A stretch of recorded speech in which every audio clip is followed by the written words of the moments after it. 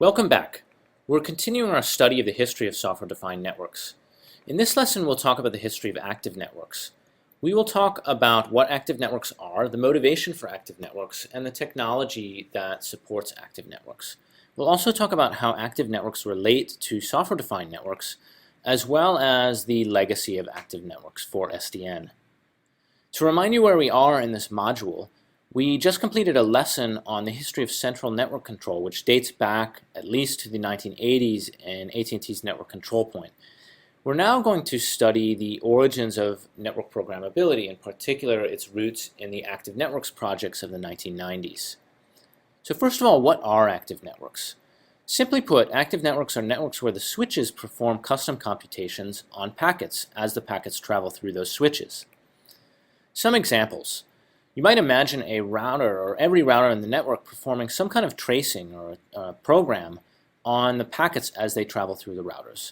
Middle boxes are also an example of active networks. Boxes in the network that perform firewalling function, proxying, application services, and so forth are all custom computations on traffic that are performed in the network. And we can think of middle boxes as a modern day form of active networks. Where did active networks come from? Well, in the mid-1990s, the DARPA research community was discussing various problems that existed in today's networks. In particular, they identified that it was very difficult to integrate new technology into the network, and that sometimes the network would exhibit poor performance because the same operations were being re-implemented at multiple layers of the protocol stack. Finally, it was noted that it was difficult to accommodate new services as they're introduced into the network. So in a nutshell, the motivation for active networks was to accelerate innovation. It was observed that innovation relies on consensus, and that from the time at which a working prototype was demonstrated to the time at which that technology would ultimately be deployed in an operational network could take as long as 10 years because of standardization, the process of procuring new hardware, and ultimately testing and deploying it in a production network could just take forever. If that motivation sounds familiar, it's because SDN actually has the same motivation. That is, accelerating innovation in existing networks so that technology could be introduced a lot more rapidly without consensus, standardization, etc. Well, active networks had the same motivation and observed that if you could put active nodes in the network where routers could download new services into the infrastructure, that could allow for some user-driven innovation. So the main idea here is that messages or packets would carry both the data and procedures that might operate on that data. So these active routers that perform these custom operations might coexist with legacy routers that do nothing more than forward the traffic. Each of these programmable switches might then perform additional processing in addition to forwarding the traffic. So there were both user demands and technology enablers that made active networks compelling at the time.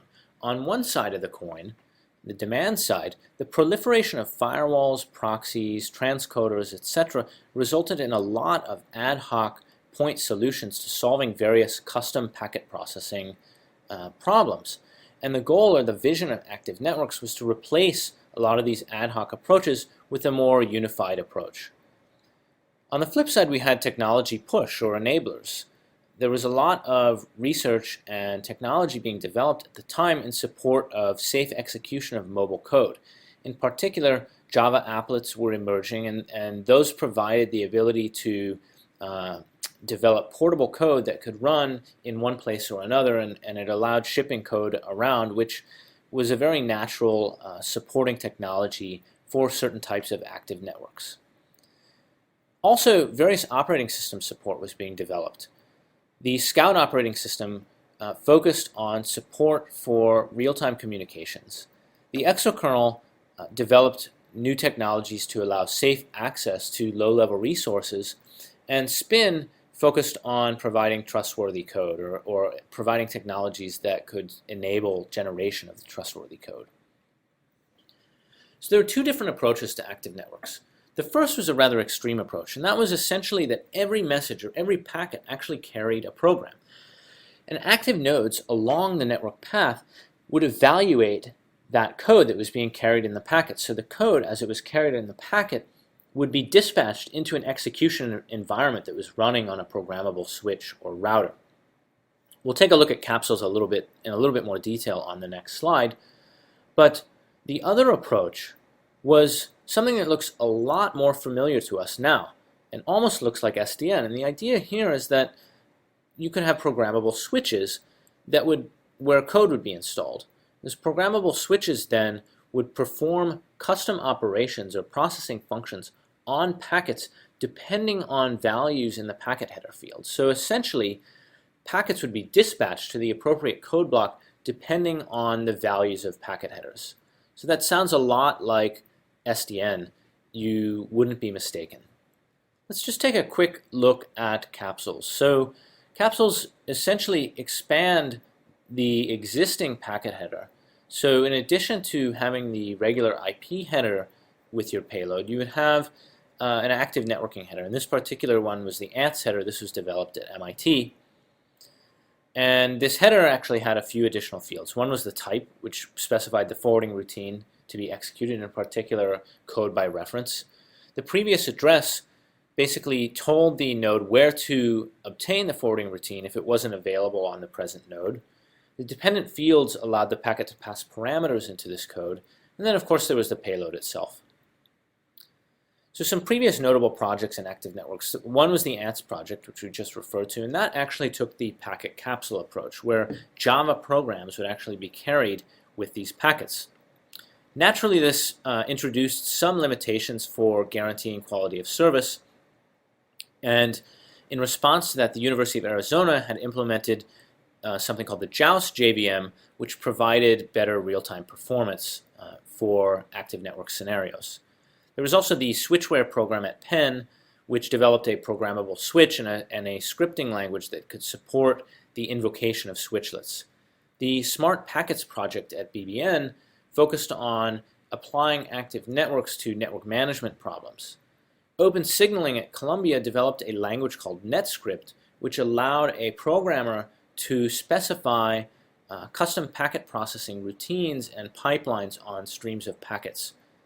We will look at some more modern programmable data planes later on in this course that look a lot like Open Signaling.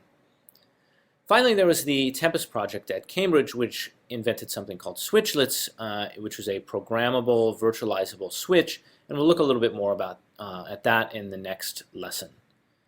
So what happened to active networks? This technology was introduced almost 20 years ago. Why didn't we see some of these ideas come to fruition sooner? Well, for one, the timing was off. At the time, there was no clear application for this type of programmability.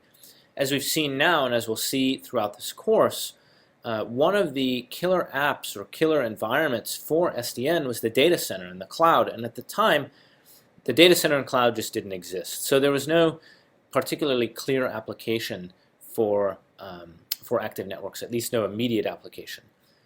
Additionally, hardware support wasn't cheap. Everyone was using ASICs to support this type of technology. Now we have a lot more options to support programmable data planes, such as TCAMs, FPGAs, and network processors.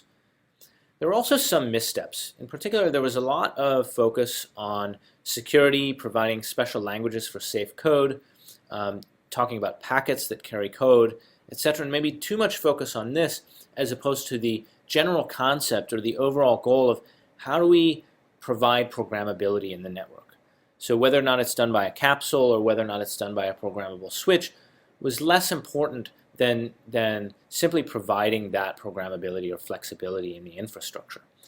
There was also potentially too much focus on the end user, people like you and me sitting at our laptops or end user devices in our homes as the programmer.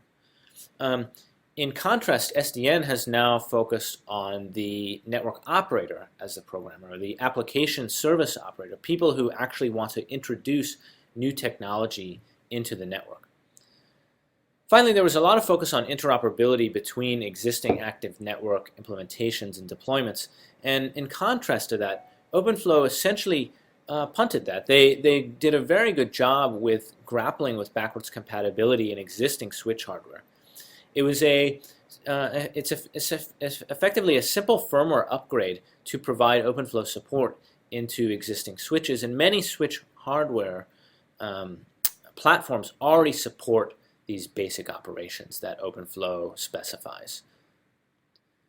So let's just think about the legacy of active networks for SDN for just a minute. What lessons can we take away from active networks? Well, the first was the idea of providing programmable functions in the network to enable innovation.